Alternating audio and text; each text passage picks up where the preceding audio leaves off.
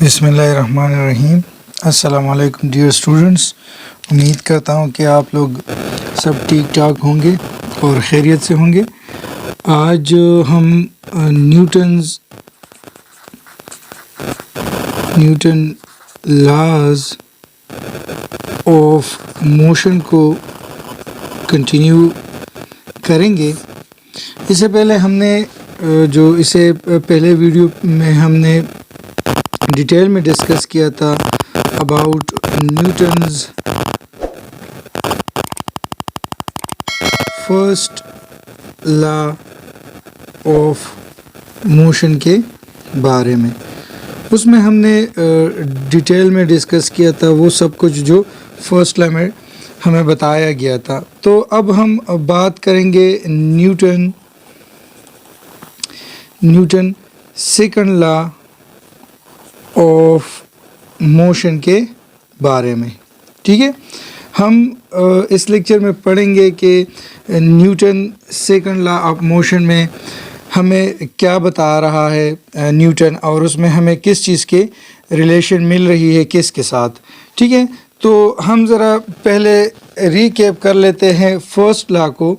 तो first law में हमने कहा था जो फर्स्ट लॉ है उसमें हमने डिस्कस किया था, उसमें हमने पढ़ा था कि अगर एक बॉडी रेस्ट में है, ठीक है जी, अगर एक बॉडी उसमें फर्स्ट लॉ की बात कर रहा हूँ मैं, अगर एक बॉडी हमारे पास रेस्ट में है, ठीक है जी, एक बॉल है और ये बॉल रेस्ट में है, तो रेस्ट में पढ़ने का मतलब ये है कि इस पे जितने भी फोर्सेस एक्ट कर रहे हैं वो सारे फोर्सेस बैलेंस हैं, और बैलेंस फोर्सेस की वजह से इसमें कोई भी एक्सेलरेशन प्रोड्यूस नहीं होगी।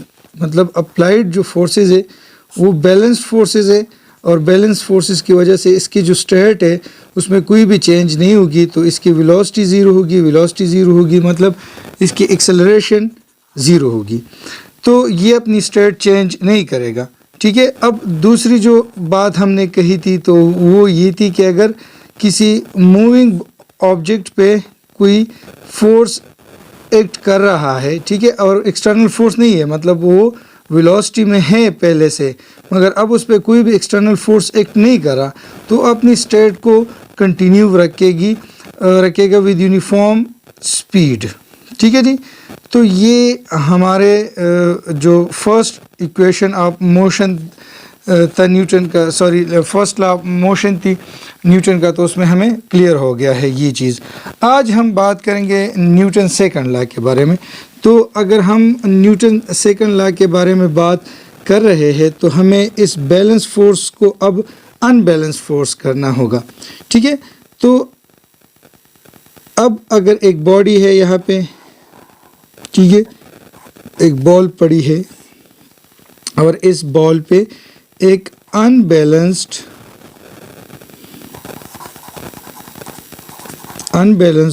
फोर्स अप्लाई होता है। ठीक है जी, हमने यहाँ पे अनबैलेंस्ड फोर्स अप्लाई कर लिया।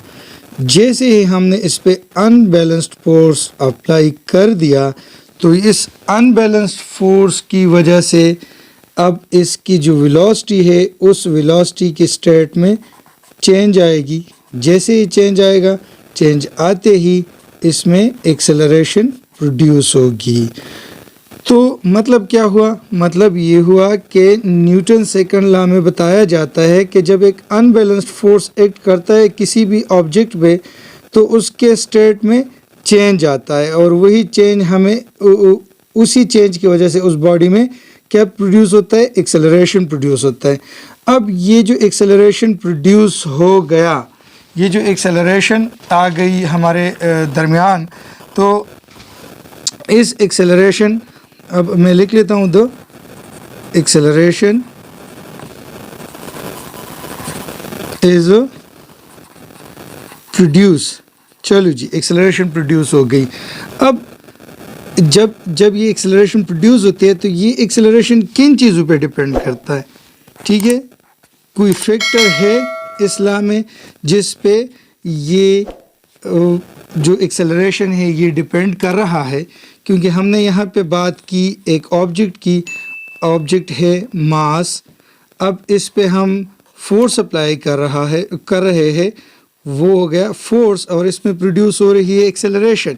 तो दैट मीन कि इस एक्सेलरेशन की डिपेंडेंसी है किस चीज़ पे?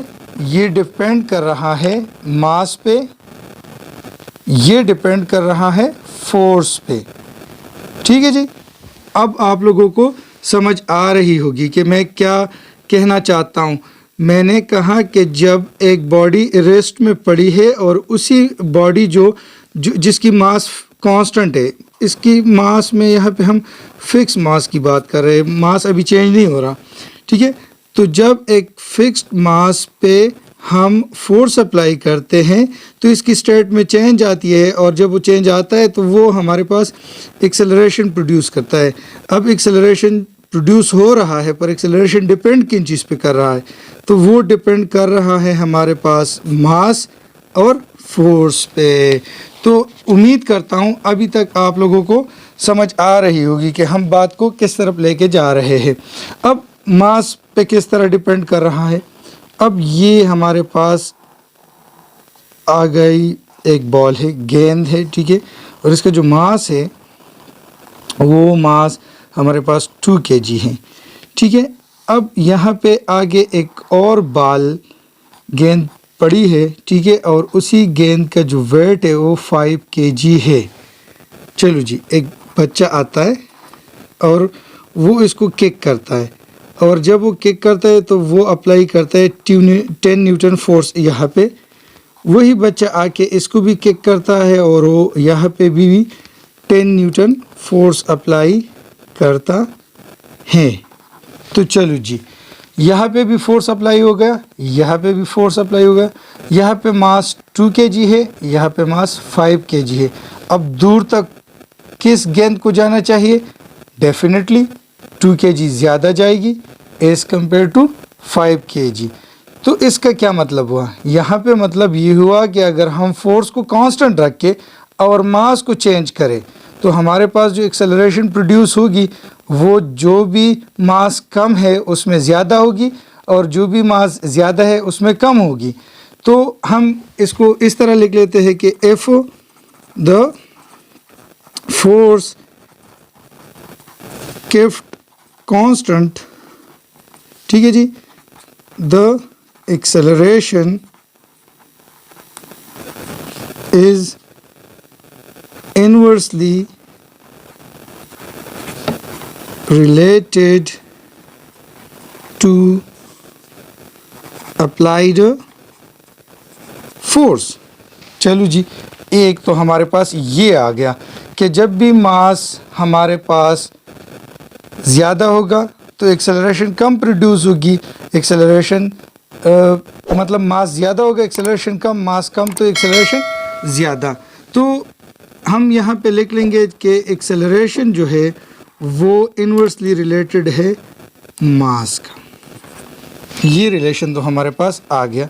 ठीक है, अब हम बात करते हैं फोर्स के साथ, कि फोर्स के साथ क्या होगा कि जब हम फोर्स को चेंज करेंगे और मास को कांस्टेंट कर लेंगे। तो अब हमारे पास ये आ गया एक क्रिकेट गेंद, और ये आ गया एक दूसरी क्रिकेट गेंद आ गई, या फुटबॉल ले ले या कोई भी मास ले ले, इसकी मास भी 4 kg है। ठीक है जी, इसकी मास भी 4 kg है। अब यहाँ पे एक बंदा आता है, ठीक है जी, और वो मैं बताता हूँ कि वो एक टॉप क्लास एथलीट है, या कोई भी बॉलर ले ले, वो यहाँ पे इस पे फोर्स लगाता है। ठीक है, फॉर एग्ज़ाम्पल वो 30 न्यूटन फोर्स अप्लाई करता है, और यहाँ पे एक जर्नल सा कोई भी बच्चा आके यहाँ पे फोर्स अप्लाई करता है, तो वो उसकी जो फोर्स है वो 15 न्यूटन है या 10 न्यूटन है। अब आप गौर कर ले कि कौन सी गेंद ज़्यादा जाएगी। डेफिनेटली जो एथलीट है जिसने फोर्स ज़्यादा अप्लाई की है उसकी गेंद दूर जाके गिरेगी, और जो हमारे पास जो बच्चा है या जिसने कम फोर्स अप्लाई की है उसकी गेंद करीब जाके गिरेगी। तो इससे क्या पता चला कि जितना हम फोर्स ज़्यादा अप्लाई करेंगे उतना ही ज़्यादा इसमें इस मास में क्या प्रोड्यूस होगा, एक्सेलरेशन प्रोड्यूस होगी। तो acceleration is directly proportional to force, applied force है। तो इससे हम ये क्लियर कर सकते हैं कि जितना हम ज़्यादा फोर्स अप्लाई करेंगे उतना ही ज़्यादा एक्सेलरेशन प्रोड्यूस होगा। तो अब हम इसके स्टेटमेंट की तरफ जाते हैं। अब आई गेस, और मैं ये गेस नहीं, बस मैं ये पूरा की पूरा ये कह सकता हूँ कि आप लोगों को यहाँ तक कि क्लियर होगी, समझ आ गई होगी। अब हम इसके जो स्टेटमेंट है उसकी तरफ जाते हैं और स्टेटमेंट लिखते हैं। ठीक है जी। तो अगर आप गौर कर लें, ठीक है, तो इसमें अब कोई भी कन्फ्यूजन नहीं होगी।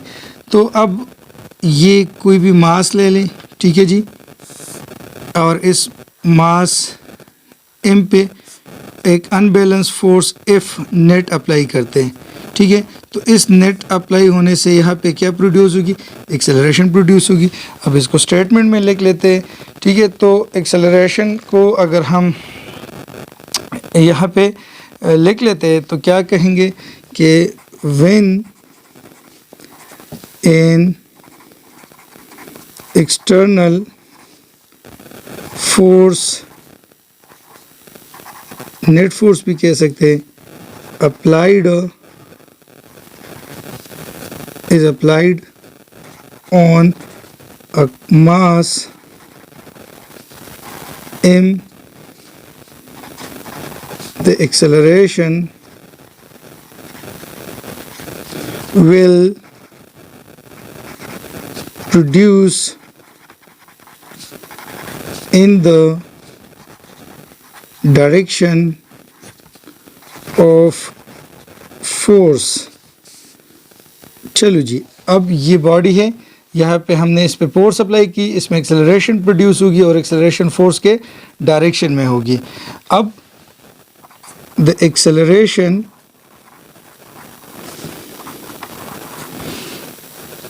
Depends directly upon the net force and inversely depends upon the mass of object। ठीक है जी, यहाँ से अब आप लोगों की कंसेप्ट बिल्कुल क्लियर हो चुकी होगी। ठीक है, when an external force applied हो, जब भी कोई बैरूनी कुव्वत, जब एक्सटर्नल फोर्स अप्लाइड होता है, अनबैलेंस्ड एक्सटर्नल फोर्स, तो उस अनबैलेंस फोर्स की वजह से उस मास में एक्सेलरेशन प्रोड्यूस होगी अकॉर्डिंग टू द स्टेटमेंट। वो डायरेक्शन उसी डायरेक्शन में होगी जिस डायरेक्शन में फोर्स अप्लाई होगा, और जो एक्सेलरेशन प्रोड्यूस होगी वो एक्सेलरेशन डिपेंड कर रहा होगा डायरेक्टली किस चीज़ पे, एक्सेलरेशन इज़ डायरेक्टली डिपेंडिंग। अब यहाँ पे मैथमेटिकली अगर हम लिख ले, ठीक है, तो एक्सेलरेशन जो है वो डायरेक्टली डिपेंड कर रहा है अप्लाइड फोर्स पे। ठीक है, और वही एक्सेलरेशन हमारे पास इन्वर्सली डिपेंड कर रहा है मास पे। जितना मास ज़्यादा होगा उतनी एक्सेलरेशन कम पैदा होगी। अब हम इक्वेशन 1 और 2 को कंबाइन करते हैं, क्योंकि हमारे पास लेफ़्ट हैंड साइड एक्सेलरेशन है, तो हम इस तरह लिख सकते हैं कि acceleration is directly proportional F and inversely proportional to the mass. ठीक है जी, अब हम इस तरह लिख सकते हैं कि acceleration is directly proportional F by M, और इसको हम सी प्राइम कहते हैं। अब प्रोपोर्शनलिटी साइन आया है, तो प्रोपोर्शनलिटी साइन को हम रिप्लेस कर सकते हैं विद इक्वल एंड कांस्टेंट। तो यहाँ पे अब ये बन जाएगा कि एक्सेलरेशन इज़ डायरेक्टली प्रोपोर्शनल के एफ बाई एम। ठीक है, ये इक्वेशन हो गया डी। अब के कोई भी कांस्टेंट है तो 1 के बराबर रख सकते हैं। अब a is equals to F by M, दोनों साइड्स को हम m के साथ डिवाइड कर लेते हैं, या दोनों को मल्टीप्लाई करते हैं with m। So multiply both sides with m। अगर हम मास के साथ मल्टीप्लाई कर ले तो m a is equals to F by M into M. तो ये इसके साथ कैंसिल हो जाएगा. So we can get F is equals to ma.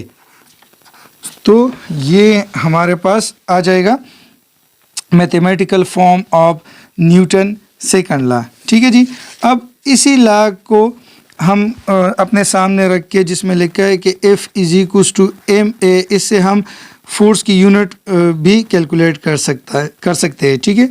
अब अगर हम मास 1 kg ले और उस पे हम फोर्स अप्लाई कर ले जो इस मास में 1 मीटर पर सेकंड स्क्वायर की एक्सेलरेशन प्रोड्यूस करे, तो हम उस फोर्स को 1 न्यूटन फोर्स कहेंगे.